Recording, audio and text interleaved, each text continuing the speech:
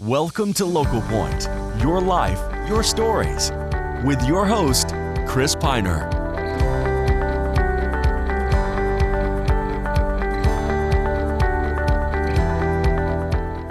Welcome to Local Point. I'm your host, Chris Piner.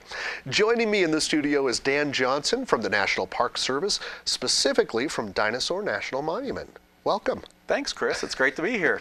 And today we want to talk a little bit about some of the things you have on the calendar coming into the fall and the early part of the winter. Right. Well, of course, a lot of people come to Dinosaur National Monument during the summertime. It's when we get most of our visitation. But to me, at least, my favorite time of the year to visit the monument and definitely to explore, it's the fall. September, which we're just, of course, wrapping up, but October, even into November, as long as the weather cooperates. It's a great time to get out and hike because it's less hot, of course. And you can also enjoy the fall colors. There's also a lot less people around. So it's a great time to really experience a lot of the different seasons of the monument. We're just starting to get some of the first glimpses of color in the cottonwood trees. And so along the Green River, when those cottonwoods change, it's a spectacular scene. And so we hope people will come out and enjoy this sort of off time of the year.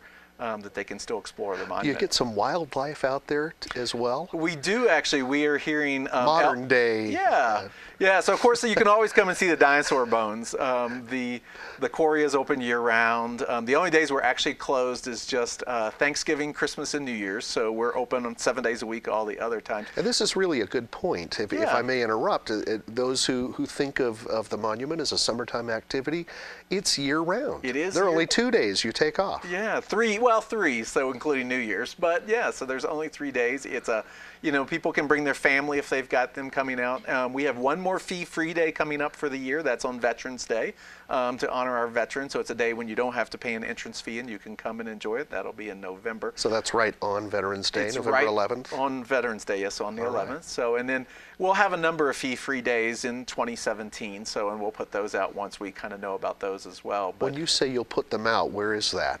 Usually on the park website, we will post those. The National Park Service will release fee-free days for all 413 sites now, so of course, which we are one of, and people can actually find out about what the fees are for different parks and also what the fees are for Dinosaur as well. Right, and I kind of I asked you about wildlife and then I took you off. That is great. Wildlife is actually, it's a great time to look for wildlife. We are starting to hear elk bugling.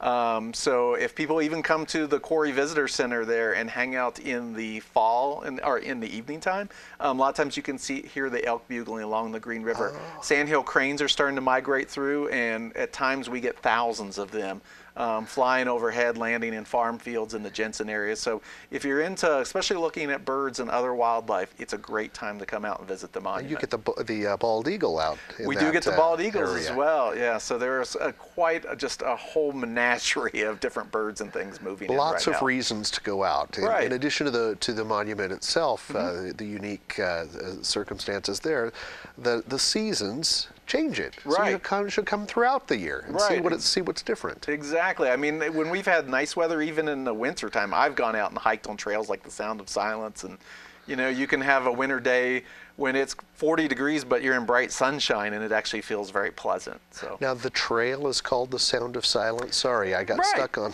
No. I've got the song in my head now too. So we do have a trail called the Sound of Silence, and it's been known for that for a while. But one of the things Dinosaur is known for, besides fossils, we are known for being one of the quietest places in the lower 48 states.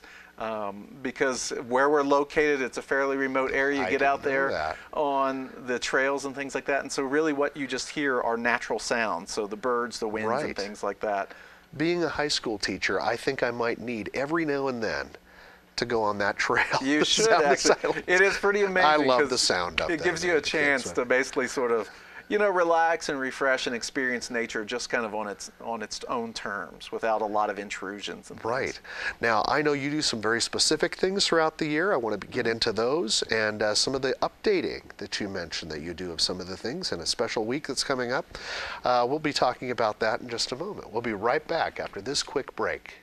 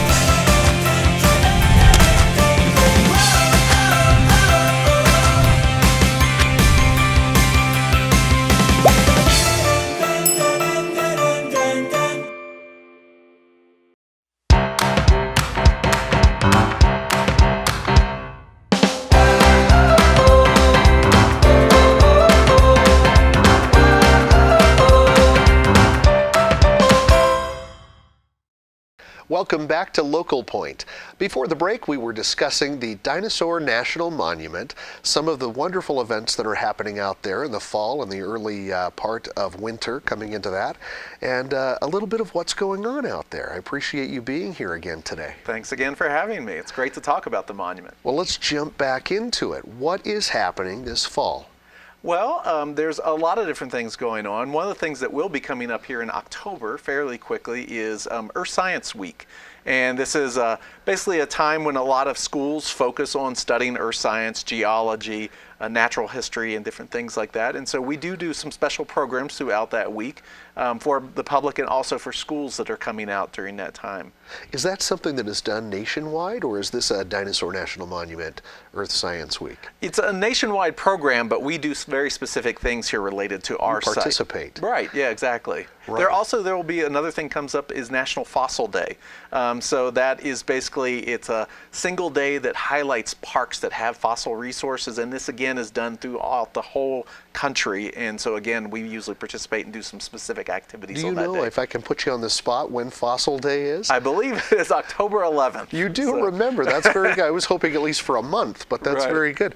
Well, there could be no better place to be than Dinosaur National Monument on Fossil Day. Right, because of course what most people think about with fossils are dinosaurs, and of course we have plenty of those. That's true, but there are many more than that. Right, yeah, exactly. Yeah, very good. All right, now you mentioned to me off camera that you're constantly updating displays and that sort of thing. Can you tell me a little bit about that? Right, during the fall and winter, it's also sort of, people think, well, there's nothing going on at the monument because visitation's down, but it's actually sometimes our busy time. It's when a lot of behind the scenes things go on.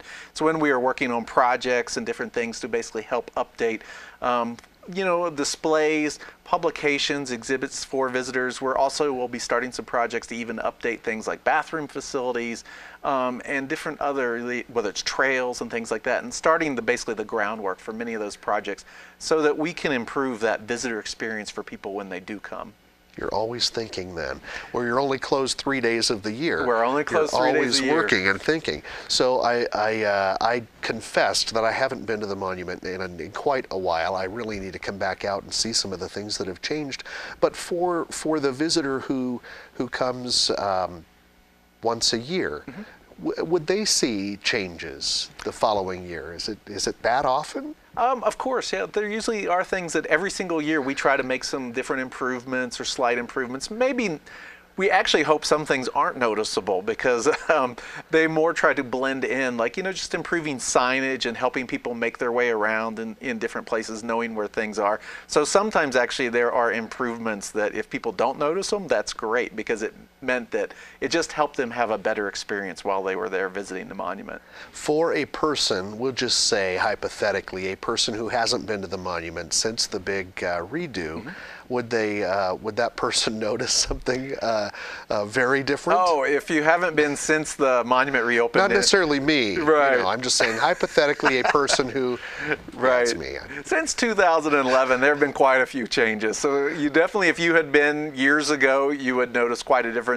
Even just the visitor center and where the exhibit hall and some of the makeup of, and just some of the facilities and things around, they are definitely newer looking than maybe they were 10 or 20 years ago. But as you say, some things we don't want to change, right? We love that sense of familiarity and the things we love about it that we've seen for many years. Right. Is that there still? Yeah, so particularly, there are historic sites and places, whether it's petroglyphs that people like to come back and experience, Josie Moore's cabin. That is, again, another thing that is oftentimes an attraction for people from the local area because people have ties to Josie Morris or know her story. And so trying to preserve some of those sites. Now, that is considered part of the monument? That is part of the monument. Remember, the monument's more than just the dinosaur just the building. bones. It's a large area of land. Right, it's 210,000 acres, and so that includes not just what's in Utah, but also what's in Colorado. So it has those river canyons of the Green and Yampa River, a lot of historic sites, and of course dinosaur bones and other fossil sites. And we mentioned in the first segment about wildlife and the changes of the seasons. So just quickly then, to get into the monument, are you able to stop at that booth? and buy a ticket? Is that how it works? Right. During some times of the year, that's what you do, and then other times of the year, we do it directly from our visitor center, and that's based again on Drive visitation. on up and pay there. Yeah, you just drive on up there, and so the visitor center is open 9 to 5 daily, every single 7 days a week. But the roads are open 24 hours, so people can go in and out and explore the monument. The very good. campgrounds are still open. Typically, the Green River Campground stays open through about mid-October. And then when it closes down, people can camp in what is usually our group campground, and that's a split mountain area. And what is the cost? If you are coming in just for the daily entrance pass, which is actually good to re-enter for up to 7 days, it's $20 per car. So you can pack as many people into that car as you want to. If you live in the local area and you're a frequent visitor to Dinosaur National Monument, there is an annual pass for $40. Or if you travel to a lot of different national parks, it's $80. And so that actually gets you entrance into all national parks across the country. But there's senior passes. And one other plug I'll put in is if you have a fourth grader student this year, there is actually the Every Kid in the Park Pass. So fourth graders are eligible for a free park pass that gets them and their families in for free. I love it. Thank you for being here. Now, if you catch the right day, like November 11th, it's free fee day, right? There may be other select days you can check on the internet. Thank you for being here. And thank you for watching Local Point. Stay tuned for this week's community calendar.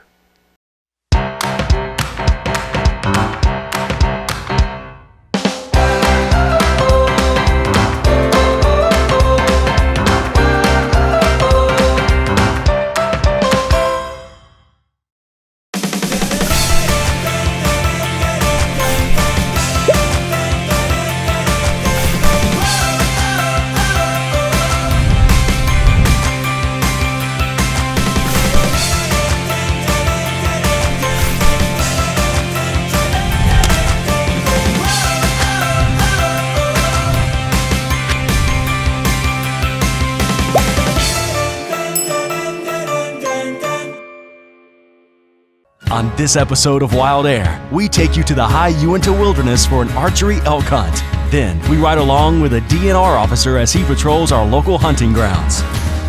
All of this on the latest episode of Wild Air.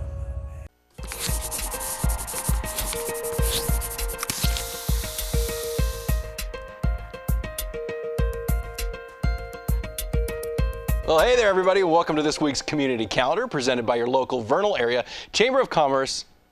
Building commerce one member at a time. My wife told me I should try to deadpan that. I couldn't do it. I'm sorry. Go to vernalchamber.com to get more information about upcoming events. Hey, let's look at this weekend schedule. Diddly-dee-dee-ding. You're going to notice here, there's some stuff missing. Well, it's not really missing. You've got football happening, but then there's nothing on Saturday and Sunday. Now, we understand here at VTV6 that maybe we don't have all of the information. Feel free to get a hold of us so that we start filling these things up with the stuff that's actually going on those days and they're not just empty. So for now, though, Friday, boom, you got football. VTV6 football coverage, Monticello at Altamont. You can stream it live, VTV6, VTVchannel6.com. It means you can watch it from the comfort of your house, even if you're not outside, and it's getting a little colder outside, so maybe you want to watch it from there. No, you know what? Go support the kids, first and foremost. Also happening on Friday night is the last day to audition for Vernal Theater Live. They're going to be doing Tumbleweeds. It's a really fun musical that takes, it kind of is grounded in the old comic strip, Tumbleweeds. Anyway, that night, Vernal Theater Live, go audition. Sing and dance. All right, now let's take a quick look at next week, October 3rd through the 19th. You've got on Tuesday, the Vernal Chamber Luncheon happening October 4th at Golden Corral at noon, as it does every Tuesday. And you know, I've told you guys all about what I like from Golden Corral. Maybe you can write in the comments below what you like best about Golden Corral. What delicious food should I try next time I go?